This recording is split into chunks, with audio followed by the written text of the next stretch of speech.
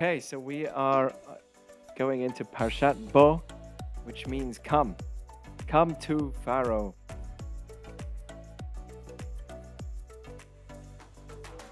And what we've done so far is there's been 7 plagues with Pharaoh and Egypt, and the Jews have been in 210 years of slavery.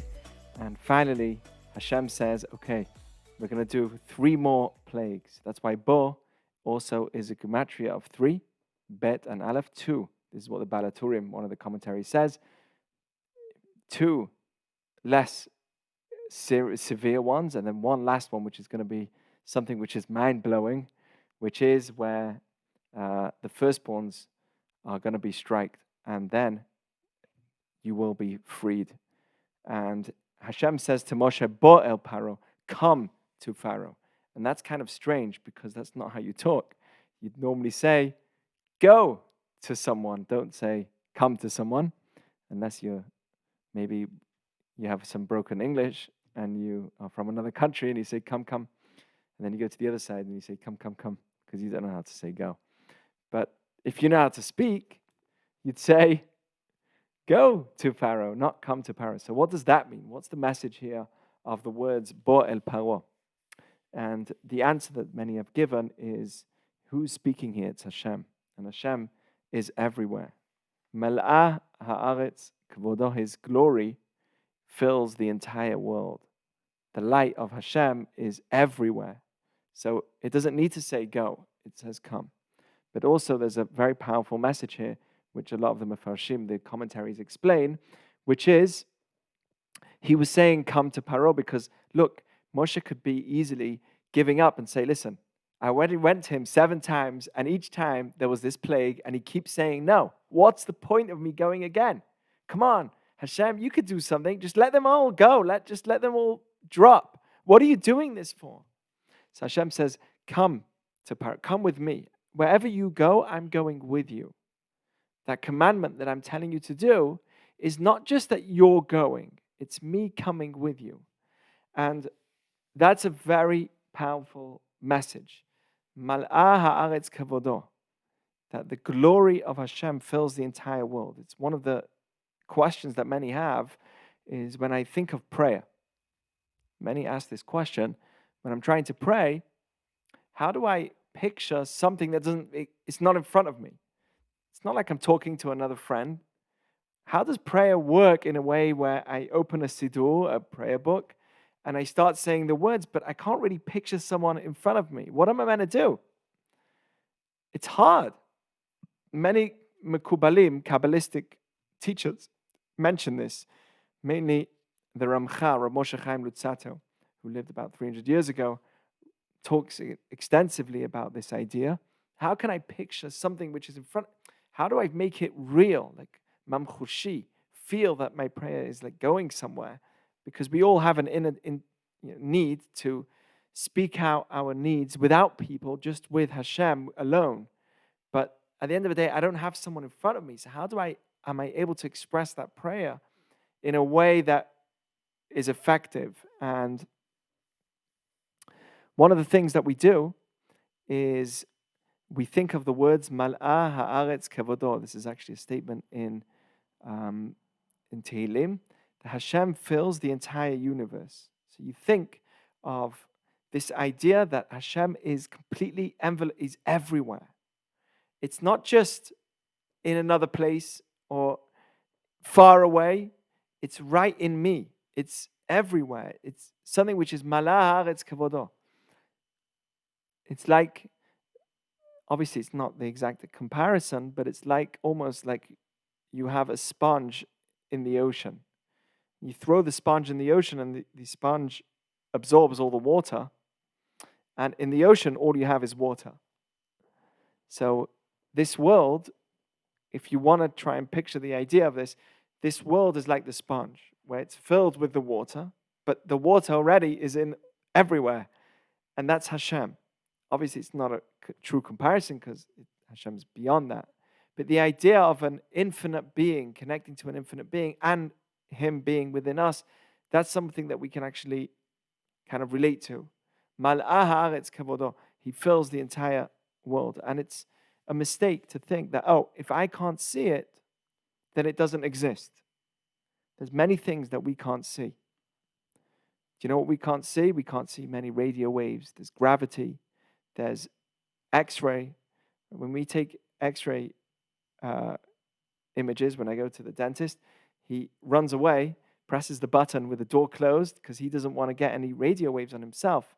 The dentist is constantly taking pictures and images, X-ray images of us, and he doesn't want to always be exposed to the radio waves. He runs into another room.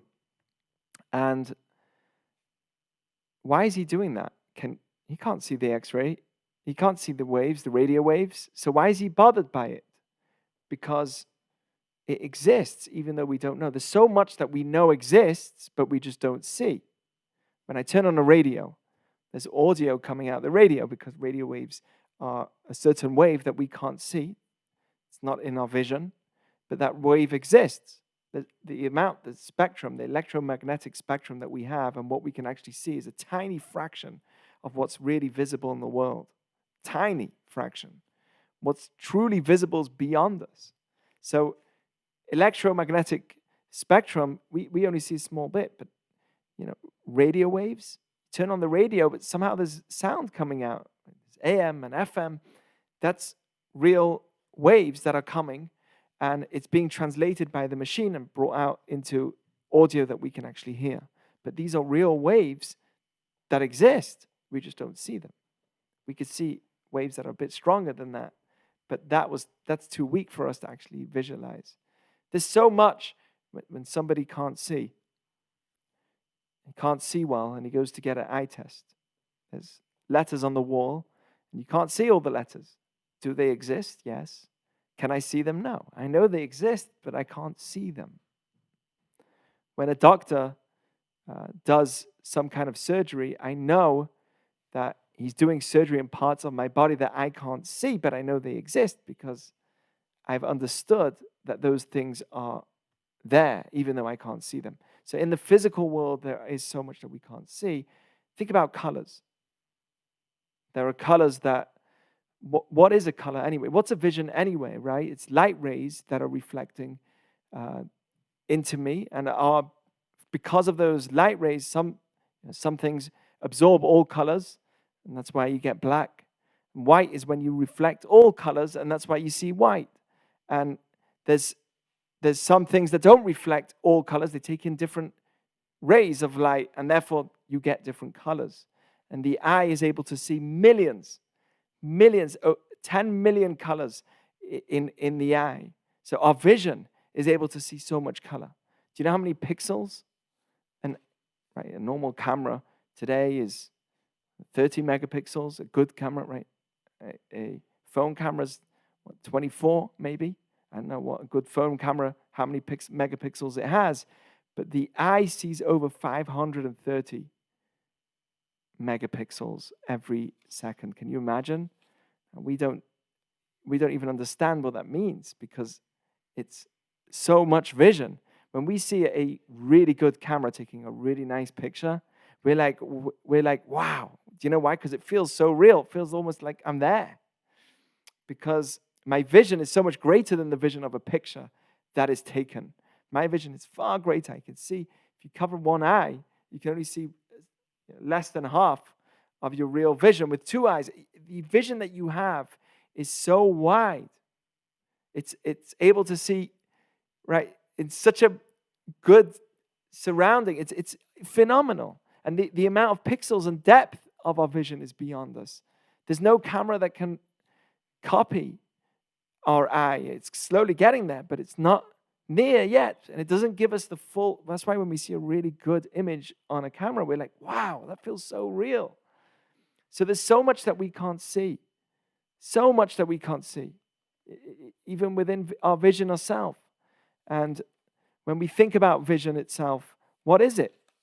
What is vision? It's really just light rays being reflected, and my body is actually translating that into an image that it sees. So in the world that we live in today, it's like in Hebrew what they call the Bat Ya'ana. There's think it's the ostrich. I think a bat yana is an ostrich. I don't know if there's any Israeli speakers here. But a bat yana is an animal that when it's chased and it's about to be killed, what it does in its last moments, when it sees it can't defend itself any longer, it puts its head in the ground. And in fact, it thinks that at least if I don't see my predator, if I don't see, then at least I'm going to be safe. I'll be under the ground. If I don't see, I'll be fine. And that's obviously the wrong way of working, right? A bat yana is not the right way of working, meaning the message is that even if I can't see something, doesn't mean that it doesn't exist, right? That's what the bat yana thinks, is the ostrich has this thought that if I don't see it, it doesn't exist. We can see in today's world so much more than we know that in this world exists so much more than what we really see. And because of that, science has developed into the way it has. Because of the idea that there's so much more to what the eye can see, we've put and invested all our resources in the past hundreds of years to be able to get to the point that we are today. It says in Tehillim, in Eov, in Job, Mibsari echeze Eloha. From my flesh, I can see Hashem. One of the things that I love is Judaism, of course. But after that, it's science. And I used to love a lot more. I don't have time for it. But I used to love sports too. But science is a real way for me to appreciate the world that I'm in and see the glory of it. Right? Just how the body works, how the eye works, the vision of the eye, how the cells work. Let's think a bit for a second about the immune system. Right? The immune system, what is the immune system? We just say it. Strengthen the immune system. We just say these words, but do we really think about what it is? So there's the cells in our body, and there's the white blood cells, which only actually make about 1% of the blood cells that we have. And there's multiple types of white blood cells that we have in our body. And these white blood cells fight our infections and bacteria. And we say the immune system and boost it, but do we really think about what's going on in our body? These cells are like living beings. They understand and they can manipulate and they work together as a team. Let's think about that for a second. Okay? If there's a bacteria at my foot, immediately, faster than we can imagine, there's different types of white blood cells, but the first type of white blood cells are there to take sensors and kind of understand what kind of bacteria it is. And then it shoots off a certain chemical back to the body, all in milliseconds. Back to the body, to the brain, which now creates a different type of blood cells, which travel against the blood flow. White blood cells do not travel with the flow of your blood. It goes against the blood flow if it needs to get there quicker. So there are certain types of blood cells that are able, it's like an ambulance. We have rules of the road. But when you need an ambulance and someone needs to be saved, the ambulance is going to go against the direction of the rules of the road. It goes on the other side. It goes right against the red light.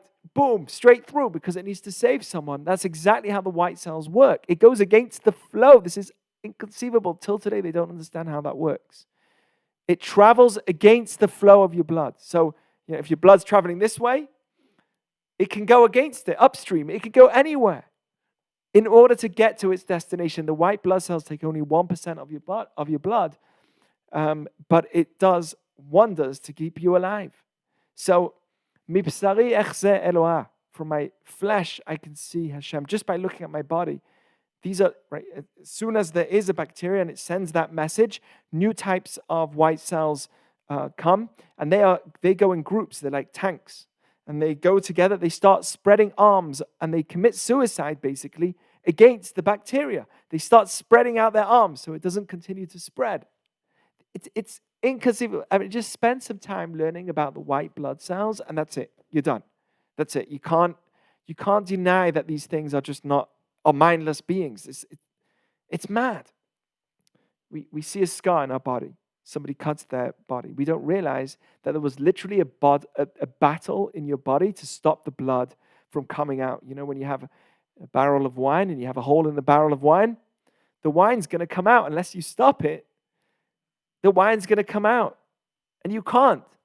Imagine having a clothing which tears, and automatically, as soon as it starts getting dirty or it tears, the clothing starts healing itself. Can you imagine how much money you'd make if you make such a clothing? A pair of jeans which tears, as soon as it tears, boom. Okay, jeans are different. For some reason, it's fashionable to have torn jeans. But let's say some other clothing. The minute it tears, boom. The clothing itself automatically sends a whole army to close it and to relive it and make it fresh and new. Our body is constantly refreshed. You know, a dead body stinks. It goes really bad after a very short. Our body cleans itself, even though we have to wash it. But our body is constantly cleaning and reliving itself and looking after itself. It's mind-blowing what the white cells are doing to our body all the time. So you see a scar on your hand or your arm, and you think, okay, it's a scar. You see, I have one here, I have one here. You think, okay, it's a scar. You don't understand that there was a battle. There was literally a war going on right here. You cut yourself, otherwise you would have, all the blood would have come out. And what happens is these white blood cells go. Blood is something which congeals as soon as it's exposed to air. And in order to save it, the white blood cells start going towards the cut. And that's why you see all of those worn out skin around the cut, because what happened was it's dead cells. There was literally a battle of bacteria versus your own cells fighting and killing itself, leaving itself, causing itself to be exposed to real bacteria in the air, so that those cells will eventually be killed. They kill themselves for you. And this is happening all the time to our bodies. The white blood cells that go against the flow of your blood are called neutrophils. You can do research. They're called neutrophils.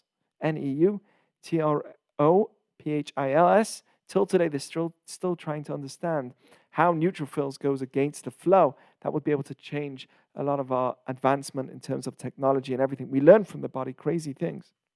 From my flesh, I can see Hashem. That's what it means, by the way. In Tehillim, we say, Oseh niflaot levado. God does wonders by himself. And many asked, what does it mean God does wonders by himself? Are you trying to say there's more than one God? Of course, he does wonders by himself. What does it mean he does wonders by himself? Of course, there's no one else, right? Judaism believes there's en lo guf, en lo dmut haguf. God is an infinite being. He doesn't have a body. He doesn't have a figure of a body. So what does it mean when it says that God does wonders himself? I'll tell you what it means. He does wonders that we don't even know about. Today, with science, okay, we've come to learn a lot of the wonders that happens in the world, and it's fascinating. But there's wonders going on in my body that I don't even know about. That's what it means by himself. God kind of works on his own. Miracles are happening to my body. If I would calculate all the times I've had scars and my body has healed itself, I'll be blown away. Blown away with gratitude. But we just ignore it. We think, okay, I had a cut, and there's another cut here, and here's a scar. Each scar should be a reminder of your love. Right? When you see a scar on your arm, you're meant to say, Baruch Hashem. Right? Because what it's meant to remind you is, look how much love you've had.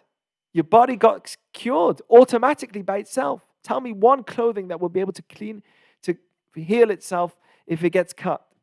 But your body does that. Thousands of scars that we get over the years.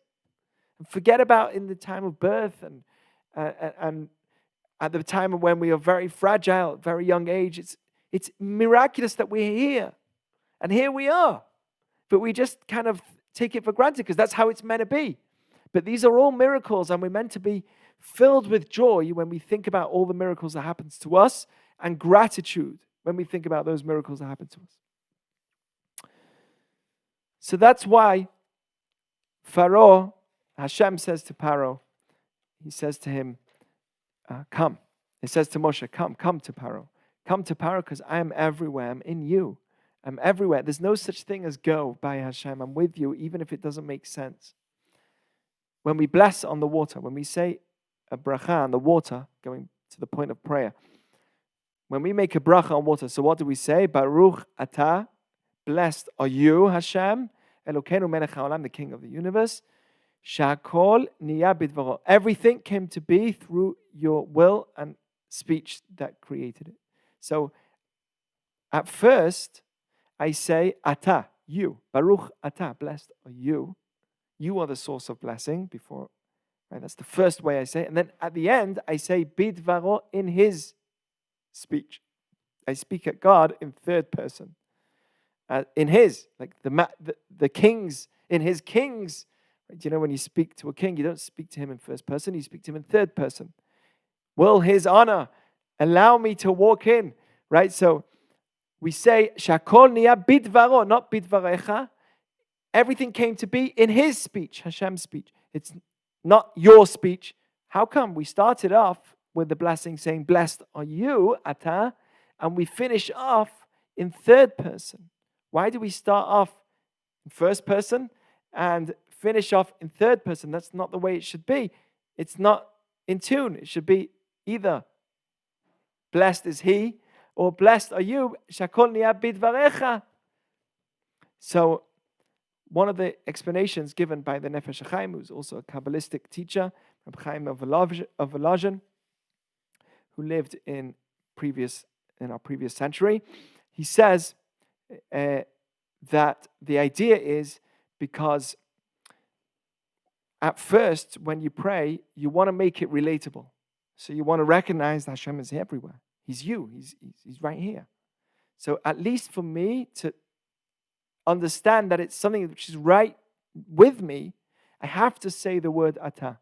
Ideally, it wouldn't be the right way to say it.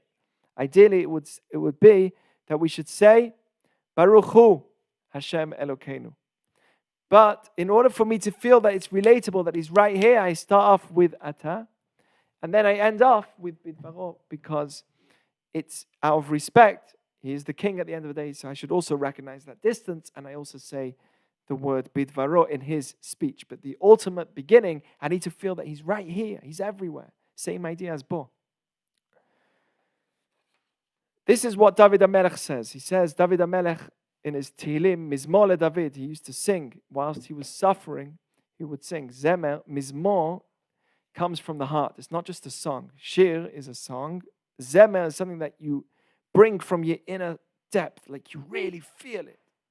So, David HaMelech said, Gam ki elech begeit tzal mavet, lo irara ki ata imadi. Even if I go in the valley of death, I'm not going to be afraid because you are with me. And he says, Hashem ro'i lo echsa. Hashem is my shepherd, and I'm not going to be missing anything. What's a shepherd? Not that I'm a sheep and I have a shepherd and it means nothing. The sheep always knows that the shepherd has been feeding him till now, and he's the one that is going to continue to feed him. He has a trust. If the shepherd's not fencing me and looking after me, I'm in danger. So David HaMelech would compare Hashem to his shepherd. I trust him. He is my shepherd. I'm the sheep to him in terms of, I don't know everything, but at least I'm with him. In comparison to Hashem, he is my shepherd, I'm the sheep. Binot desha yalbitzeni, when I lie on the ground, on the grass to drink, yalbitzeni, when he tells me to lie, right, to drink, I'll do that because I know that I can trust him. If there's a fox telling the sheep to drink, he'll be afraid, right? Because he's not got a connection. But the shepherd, I know he's there for my benefit. He wants me to be successful and grow. So he continues and he says, Shiftecha umishantecha hema yenachamuni. That stick that you have, but also that mish'an is a stick that you lie on. There's two types of sticks. There's one stick that you guide people with, which are kind of like hitting. And there's another stick which you use to support. That stick, which may seem as something which is a challenge for me, is a mish'an. It's really a support for me. It keeps me going. That's how I look at it, says David HaMelech. That's what it means. That's how David the king was the legend of singing songs, even in the most difficult of times. In the most difficult of situations, he would see that Hashem is really with me at all moments. That's what he said. In my pain, in my own body, I could see Hashem. And when a person does that, when the person brings that malah haaretz kavodo, that idea that the whole world is all intertwined with this oneness, a person can be calm, because a person can be more relaxed, can know that even though if it doesn't make sense to me right now, I can continue because I know that this will bring me the best later on in time. That's what it means, bo. Bo, I don't understand. I've already gone there 7 times. I need to go again? Hashem says, come with me. By the way, this is also very powerful in terms of educating. A lot of times, if your child is not sure whether you should go or not go, lead them along the way. Say, come with me. For instance, you want your child to help clean up. So a lot of times, a parent can get late, not lazy or is busy with other things and say, please go and do it. How much more powerful is it to say to your child, come with me to do it? Because I'm doing it, now you join with me. Right? Come with me. I'm learning some Torah. Avraham, come and learn with me, Aleph Bet. So much more powerful than, let's learn Aleph Bet. Come on, bring me the book. When I'm already doing it, then my child wants to follow suit. He wants to go with me because I'm doing Aleph. He wants to do Aleph. When I do Bet, he wants to. That's the way of education. Come with me. Doesn't make sense, but I'll be your shepherd. Just follow along with me. So that's how it should be when in terms of us doing the right things in this world, and we know that this is something that should be done. I need to contemplate that I'm not going to do it. I'm going with Hashem to do it. Right? When I do an act of chesed, I'm not going out of my way to do it. I'm walking with Hashem to do it. Malah haaretz kavodo. I'm walking with the creator of the entire universe. With that oneness, I'm following in that path to do it. It changes the whole dynamic. And that's the thought that we should have both in prayer and also in the actions that we do. So I want to carry on a little bit because it's important to continue the idea. By the way, so Hashem says, come to Pharaoh. I'm doing this because I have hardened Pharaoh's heart and the heart of his servants in order to show my wonders in him, in his midst. It's a very strange idea, this idea of Hashem hardening the heart of Pharaoh. So what does that really mean? I want to go into that for a few minutes because there's some really powerful messages that we can get from that too, as well as everything else we've said till now.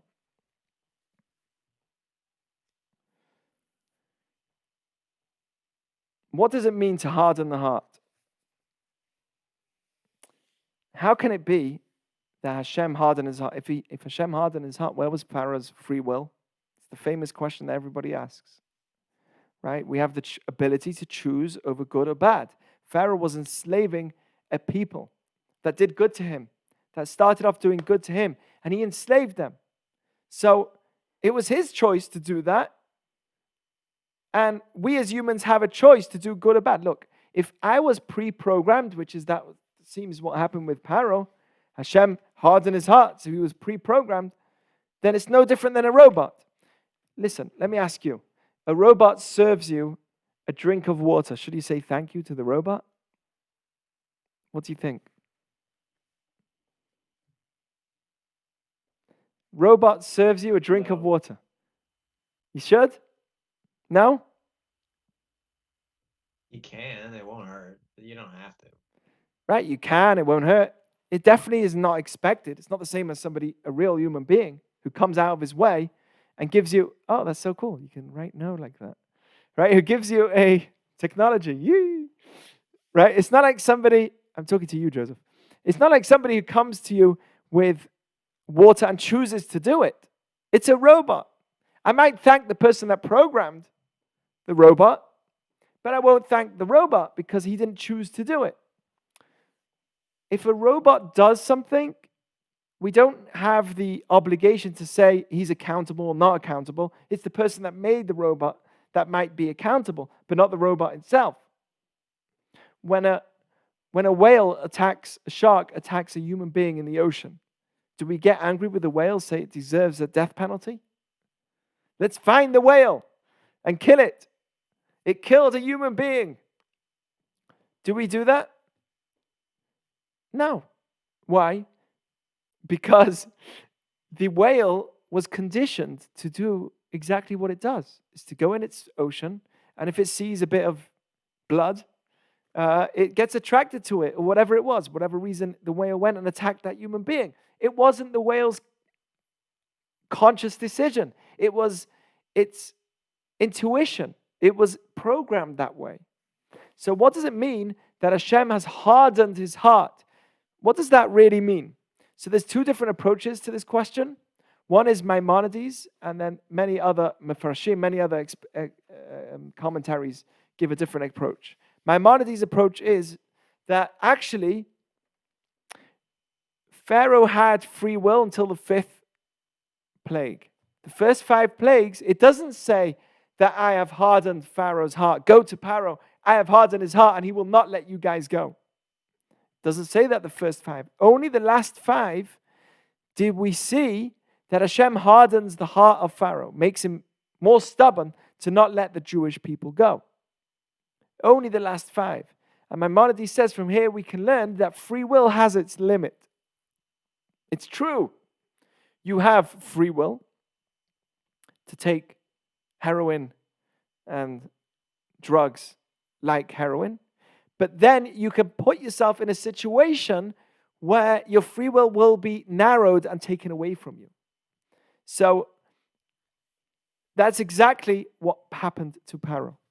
It's true he had free will, but at a certain point, once you are stubborn to go in the wrong path with your free will, it's very, very almost impossible for you to get out of it. And actually Hashem helps you do more bad with your free will, meaning gives you no more option to do good.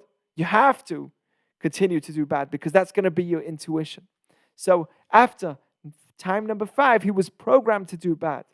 And from here we can learn that a person needs to be really cautious with the choices that he makes, because at some point those choices will be almost impossible for you to leave them. For instance, as a younger person, a person can choose to be better. But if it's come habitual and you come old and you're now 80 and you tell me, listen, I have no choice. There's no way that I can come better now. I'm 80 years old. At that point, it's true. It's very, very difficult for you to come out of it. And the reason is because it's now come part of your intuition. Because it's come your habit, it's come your intuition. It's almost like Hashem has now programmed you to continue being this way. There's definitely a choice at the end of the day for you to get out of it. But Hashem is the one that's going to harden your situation, make it even more difficult. A person who takes drugs to a point where they're absolutely addicted and it's dangerous for them to stop, you might say, okay, he's come to a point where he has to take it. It's not his fault. It's not his fault now. But originally, he had the choice. Okay, so that's Maimonides' approach. But the Sforno says, Maimonides always, Sforno says, one of the commentaries says, that Pharaoh always had free will, even when God hardens his heart. And actually, because he hardened his heart, that in itself was part of his free will. Meaning, Moses comes to Pharaoh and he says, let our people go, otherwise I'm going to give you the plague of water. Pharaoh says, no, I will not let you go. So the plague comes in the water and it turns into blood. After 7 days of seeing blood in the ocean, in your entire river, and everything's falling to pieces, will you have, ask everybody here, will you have a choice to be stubborn? You see the damages. Clearly, Moses is saying, hey, look, if you keep going this way, look what's going to happen. And he comes again, he says, look, there's going to be another plague. Frogs. And the frogs are going to go everywhere. And then Pharaoh said, for 7 days, frogs in the ovens, in the bread, in the food, in his bed. They make noise. At the end of 7 days, they couldn't hear. Many of them went deaf. The noise, the sound of the frogs was so loud. Can you imagine thousands, millions of them making that sound everywhere you go in your food? And it went into their stomachs. It went everywhere. So after 7 days of a plague of frogs, don't you think Pharaoh would learn his lesson? Look, if I told you, this is a very important lesson of free will. If I told you that every time you steal for the next year, or every time you give charity for the next year, you will get double the money. And if you steal, you'll lose double the money of what you steal. Every time you steal. If you're not honest with the money, and I don't mean stealing outright, you go to a store, you don't pay exactly, or you by mistake noticed in your bag that you had something that you didn't actually pay for, and you walk off with it, you will lose the value of that money immediately, and you'll see it immediately in your account. Will you have a choice to steal? Will there be free will to steal? The answer is no. If after you do something wrong, immediately you see the consequences of it, you're minimizing your choice to do that thing. I'll never do it. Look, as soon as I do it, look what happens to me. I'm never going to do this again. Every time I give charity, every time I do good, I see that my account doubles its money. Will I ever have a choice to not give charity? Of course, I'm going to just do good. So every time the plague came, in order for Pharaoh to remain in the realm of free will, he chose bad. In order for him to remain in the realm of free will, God had to harden his heart. I hope this makes sense to you all. Does this make sense? In order for him to remain in free will, Hashem had to make his heart harden, make it more difficult for him. Because if he didn't, he'd send the people out. He's not in the world of choice anymore. He's just a robot. So Hashem had to harden his heart, make him more stubborn, so that he will continue having a free choice. This is a very important idea behind stubbornness. One of the reasons of our stubbornness is free will, so that I will remain in the realm of free choice. Because if I see that something's wrong, and I chose wrong, and I see clearly the result of something wrong, and I say, look how obvious I was wrong. If I didn't have that stubbornness, then I would just say, okay, let's be good. Let's just be good, right? I'll never have that will to also choose to do bad. So Pharaoh had to have hardened his heart. Hashem had to harden Pharaoh's heart so he could still choose between good and bad. If he would get all these plagues and he would not have a hardened heart, not have stubbornness, he would just say, let the Jews go. So every time a person does something wrong, he feels connected to the wrong he does, and therefore feels more stubborn to that path that he took. And that's called hardening your heart. So that's the second definition of the commentaries. And this is a very important message also. This idea of every time you do a choice, that choice now becomes part of your free will, and your heart is hardened, which is part of your free will, is a very powerful lesson as well. Why? Because a lot of times we say that, oh, what can I do? This is my situation. Right? We give in. We say, okay, this is my situation. I'm not good enough. I have no choice. I had no choice. I had to shout. I had to scream back because I had no choice. They were annoying me, and I had to fight back and get aggressive. I had no choice. That's a language that we use a lot.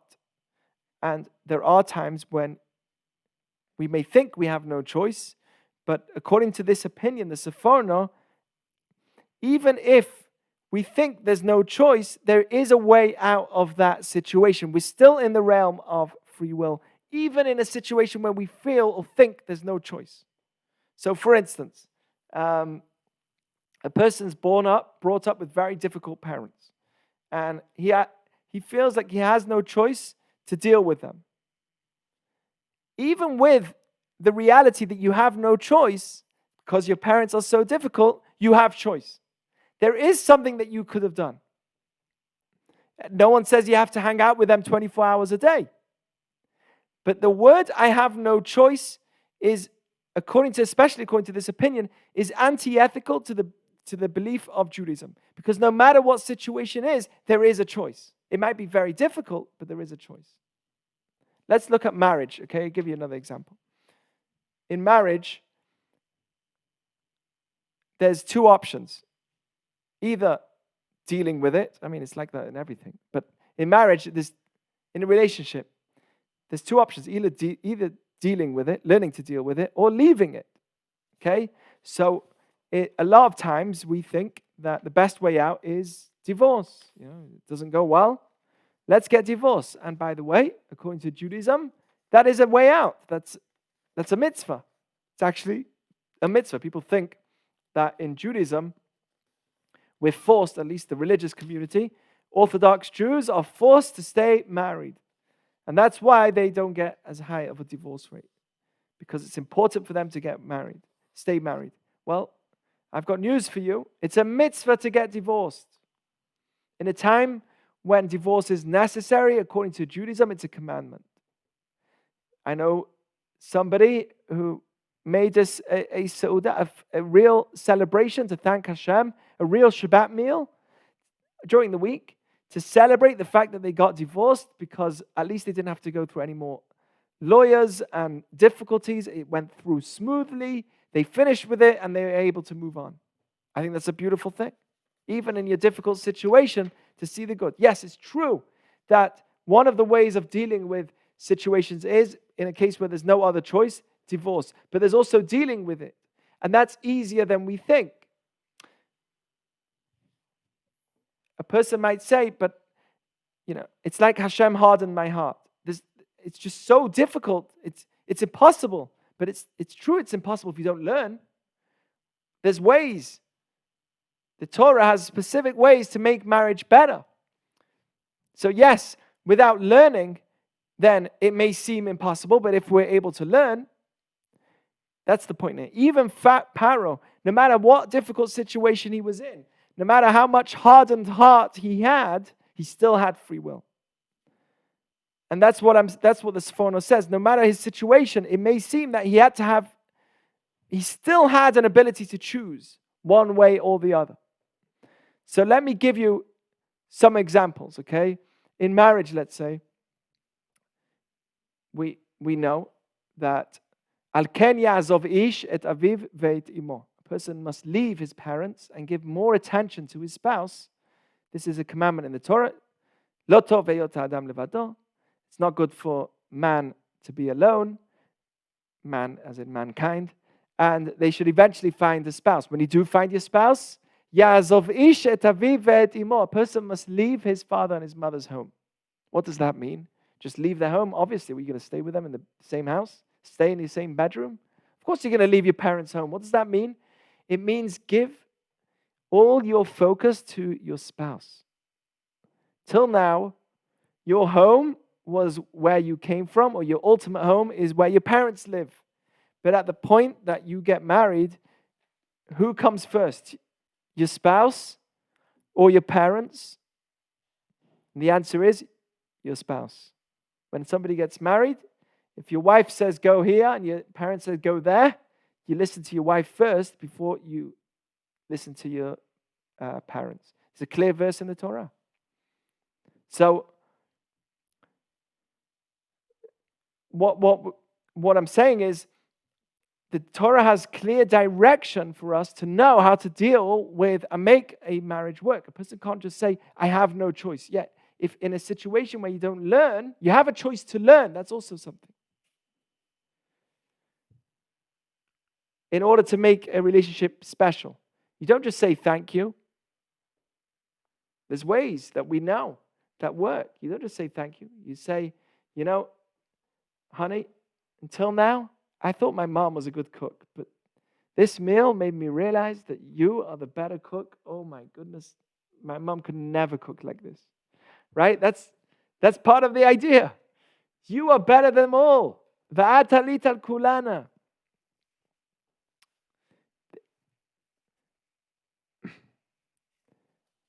also how the differences between male and female and the needs between the two are also clearly written in the Torah. It says, Ve'el ishech teshukatech.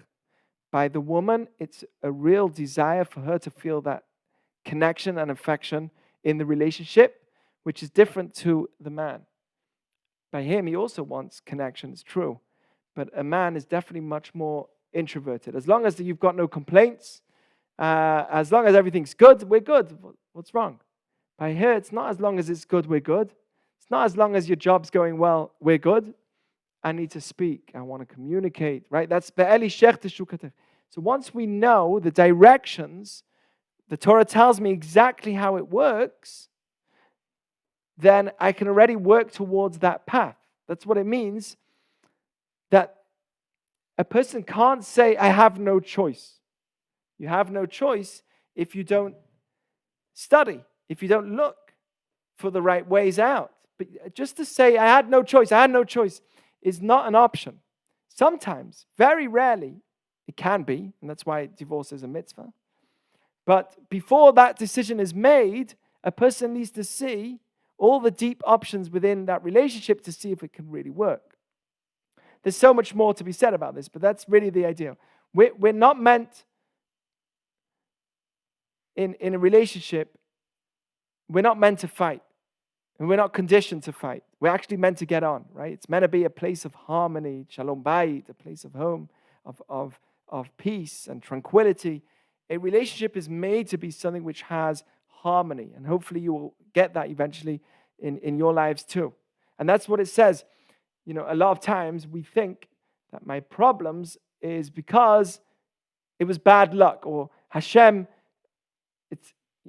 put me in this situation and I had no choice. Hashem made me get here. Do you know what it says in Proverbs? Ivelet Adam tesalef darko. A foolish person will make mistakes in his life, and then ve'el Hashem yizaf libo, and then to Hashem he'll get angry. He'll be angry with Hashem. He'll say, look how bad this happened. Why did Hashem make this happen to me? But a lot of times, that problem that's happening to you has come about because of your own mistakes. A relationship is the perfect example. The reason why I'm talking about this is because in so many ways, no one studies about it. We study about everything, but a relationship, no one really puts their energy in studying. And we just hope that it's going to work out. Dating. Do we really spend time studying about dating and making sure, really putting our focus into studying it? Yeah, if we do, we're part of this group. Well, yes, exactly. But there's more to do. There's never an end. There's always ways to learn more and acquire more of a wisdom in terms of dealing with the situation, as opposed to saying, Hashem put me in this situation. Hashem made it so difficult for me today. Hashem made me so bad looking. Hashem put me in a place where it's impossible. Hashem hardened my heart. Hashem made me angry. Hashem made me not attractive. Hashem made me...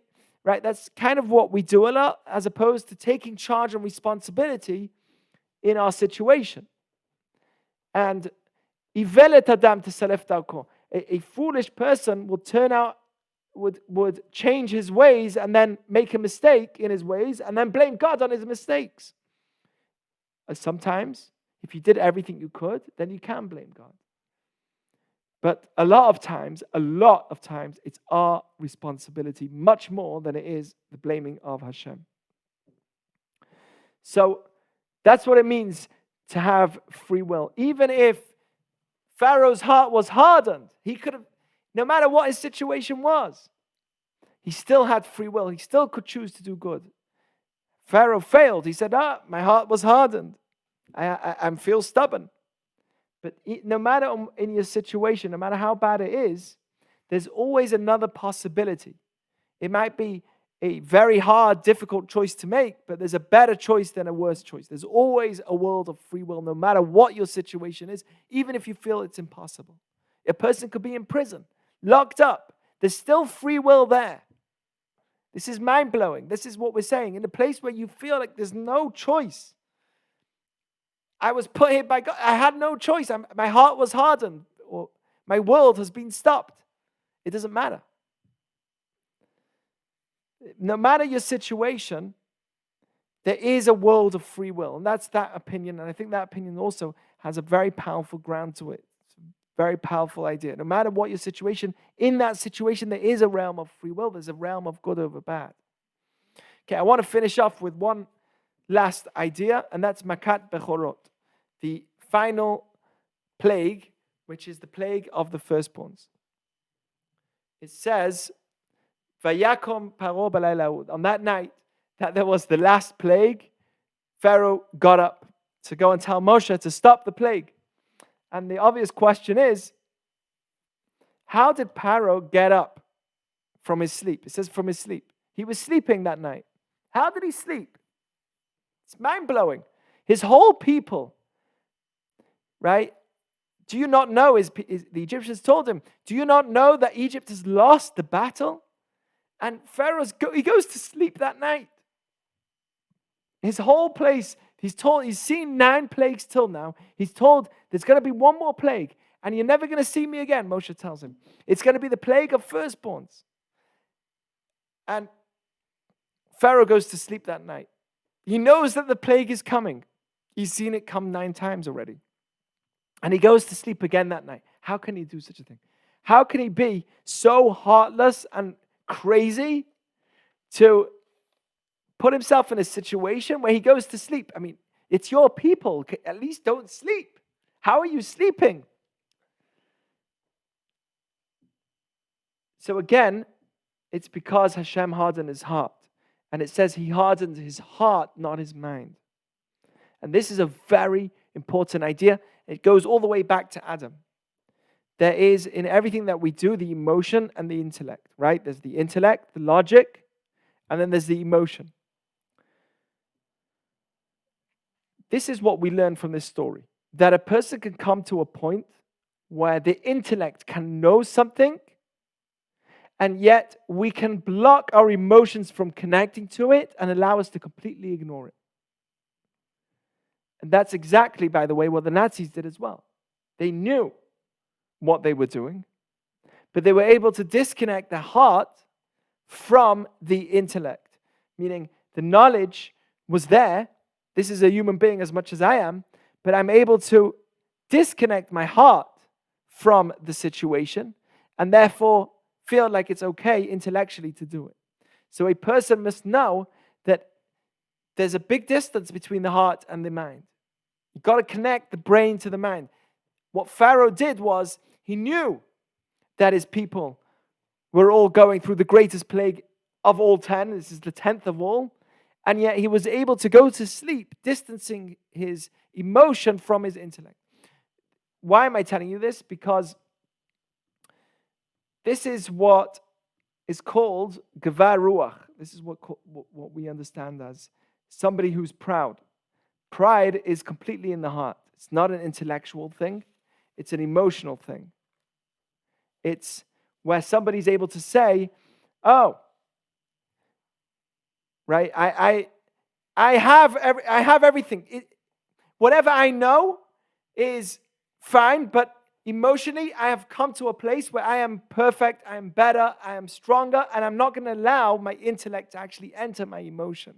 So, if you want to understand or pinpoint what stubbornness is, it's pride, which blocks the heart, which gets into the heart, that blocks the brain from actually understanding fully and connecting to the situation. I understand. For instance, somebody's wrong. You have an argument. You know you're wrong. You know you're wrong. Intellectually, you were proven wrong. You continue the argument. Why? Because emotionally, my pride doesn't want me to feel like worthless. I need to show that at least I said something valuable. I can't feel worthless. I need to give myself, my pride, my sense of pride needs to be valued. And therefore, I will be stubborn in what I said in order to, right? Intellectually, I know I'm wrong. But my pride is getting into my way, which won't allow me to admit that I was wrong. And that keeps me saying things that could actually put me in worse of a situation. That's why it says, Tov erech ruach migvar ruach. Shlomo Melech, Solomon the king says, it's better to be slow in anger than to be proud, happy in spirit. Slow in spirit, then happy in spirit. What does that mean? Slow in spirit means that you don't get angry. You don't get emotional about things. You're calm all the time. Okay, fine. You're right. You're right. It's better to say you're right. You're right. You're right. Than to be proud. Because pride will cause you to be stubborn and will cause you to continue on the argument, digging yourself into a bigger pit of problems. So if I want to define what stubbornness is, it's the challenge of pride that gets into my emotions, that blocks my intellect. I hope that makes sense to you. But that's a very powerful idea that's there. One last thing. We're told that we need to eat every year to remember. At the end of the Torah, we're told that we need to eat matzot and maror. Matzot u'morim yochluhu. The mitzvah of Passover is to eat matzah, and it's also to eat maror. Matzah is to remember the story of Egypt, and maror is to remember the pain. Matzah is to remember the freedom. It's a mix of the two, but it's also to remember the freedom of us leaving, because we were in a quick rush to leave and we didn't have time to bake the bread, so we ran out. That represents the freedom, and the maror represents the bitterness, the slavery that we went to. And there's an opinion, which is what we do every year. We first have just the matzah, right? Then we have just the maror, and then we have matzah and maror together. When we have just the matzah, what do? We have to, you remember, we have to lean on which side? The right-hand side. Anyone listening? We have to lean on the left-hand side, right? When we eat the matzah, you got to lean on the left-hand side. Why? To show your freedom. When you eat the maror, the bitter herbs, which side do you lean at all? You're thinking of your slavery. Do you lean when you eat the bitter herbs? You eat the lettuce? Are you leaning? And the answer is no. You only when you eat the matzah. But then, after you've eaten the matzah, after you've eaten the maror, we mix the two together. That's the final opinion, which is karuch. You'd have the matzah mixed with the maror, put together, and we have al matzot umurim yuchlu. We have them both together. When you have matzah and maror, it's a mix of freedom and a mix of bitterness. It's a mix of matzah and bitterness. Do you lean in that situation? What do you guys think? Do you lean or not? What's the law in that situation? Do we lean when we have matzah and maror put together? What do you think? Why you gotta quiz me? Passover's not until like a few months from now. Well, this is the mitzvah of the Parshat. This is mentioned in the Parshat at the end. When we have matzah, we lean. When we have maror, we don't lean. When we have matzah and maror together, we still lean. How come? There's a bit of slavery there. We're still feeling the pain of slavery. And the answer that's given by the Baal Shem Tov, who's the founder of the Hasidic movement, is fascinating. He says that matzah represents freedom. It represents emunah, faith. And in a world of faith, when you have faith, even if you're going through bitterness, you can still lean. You can still feel that freedom. A person that has faith, which is not just hope, it's not just being hopeful. It's not just being optimistic. It's being hopeful. It's real. It's something that's real. When a person has faith, even if they're going through moments of bitterness, they're going through COVID, or they're going through whatever challenge they're going through, they could still feel freedom. And that's one of the beliefs that we have. If a person has emunah, if you strengthen your emunah, faith, I know that I don't see the light at the end of the tunnel. I don't see the freedom yet. But in my faith itself, by tasting the matzah in itself, I can have a sense of freedom, even whilst I'm going through the maror, even whilst I go through the bitterness. And for that reason, when I eat the matzah and maror together, I do lean. So when I eat matzah, I lean. When I eat maror alone, the bitter herbs alone, I don't lean, because that's bitterness only. But when I have matzah mixed with maror, which is how our lives really are, a lot of the times there's a mixture between pain and joy. if I have emunah, I can actually be free as well. There's people that I know who have very minimal amounts, but they have tremendous faith and they are so happy. Happier than I am. In a world where there's faith, even in the most challenging of situations, you'll find someone who's joyful, who's happy, who's singing, Mizmor le David, singing the songs of David. He can be in the most painful place, but filled with the most joy. And therefore, we lean, even if we have matzah with the maror. Even though there's bitterness, we still lean in